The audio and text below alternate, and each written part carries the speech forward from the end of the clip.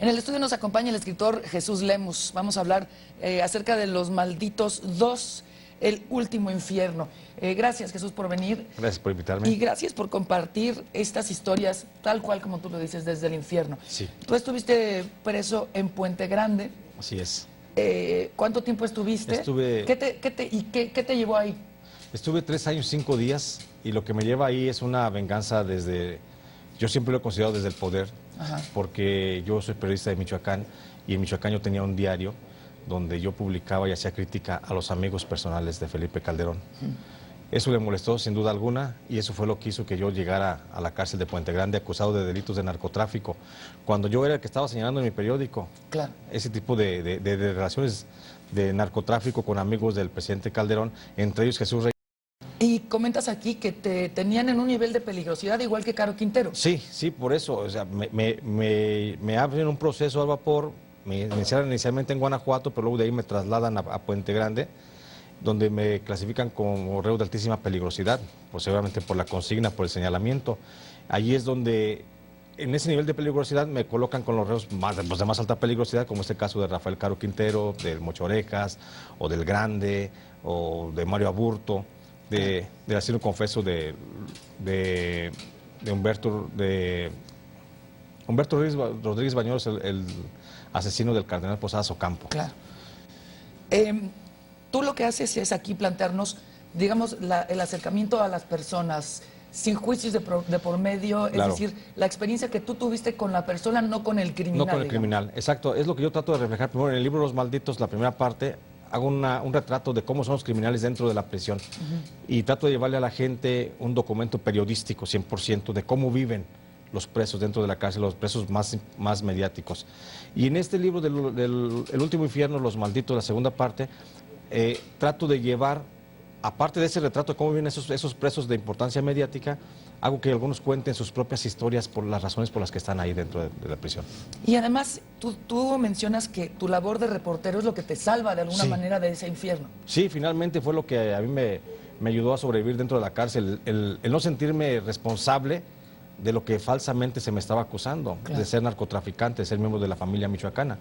Y yo decido dentro de la cárcel asumir mi papel de periodista, de reportero, y entonces todos los días yo me dedicaba a escribir, a recabar historias y a hacer un gran reportaje que lo fui acumulando poco a poco, y es el resultado, los 2 libros de Los Malditos. Bueno, evidentemente no vamos a revelar ningún secreto del hecho que saliste porque estás aquí con nosotros, pero tú relatas también que esta salida te provoca una reacción inesperada, es decir, te da felicidad, pero en lugar de sonreír, saltar corriendo, te viene una reacción física, violenta incluso. Claro, es una reacción física, violenta, es un parto finalmente el que se siente con el salir de la cárcel, es un nacimiento. Volví a salir a la calle, me afecta emocional, físicamente, y me enferma mucho. Entonces la única forma de ir sanando poco a poco de la cárcel es ir escribiendo esto y otros textos que he ido haciendo.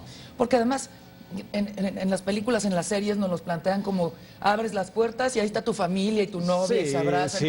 Y es incluso, tú decías que la dificultad de ver la luz de los espacios abiertos, porque la cárcel, tú dices, ya una vez que pisas una cárcel la llevas dentro sí. Sí, no deja uno de ser preso para toda la vida. Ya cuando se es preso y sales, y el que salga de todas formas sí va a seguir siendo preso, y es una mentira eso, así como lo pintan Hollywood, ¿no?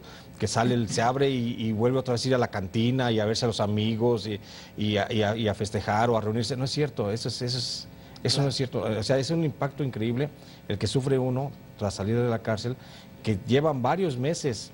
En mi caso ha sido muy, muy difícil para irme adaptando poco a poco a la vida, a la realidad, simplemente a la libertad, a los espacios abiertos, como tú bien dices, a la luz, o sea, a sonidos que en la cárcel estás privado de ellos, a sabores mismos, o sea, es volver a nacer.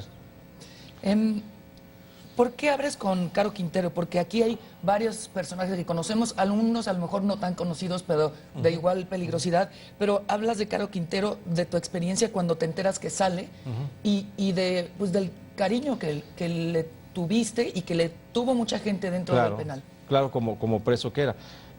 Hablo en este libro de Los Malditos 2 con Rafael Caro Quintero, en el mismo prólogo lo platico, porque sí cerré con él en el capítulo anterior, en el libro primero.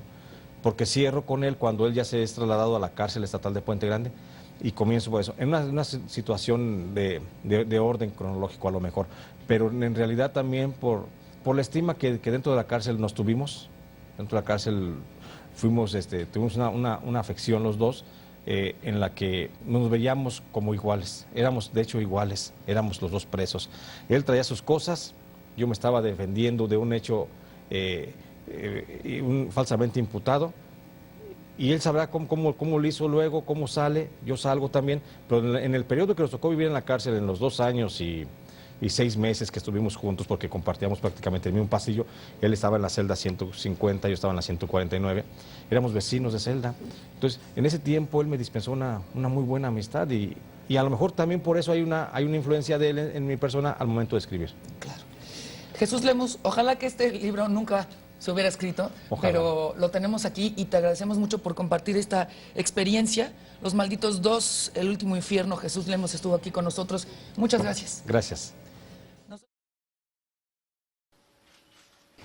Te invitamos a seguir cuestionando la información con los siguientes videos.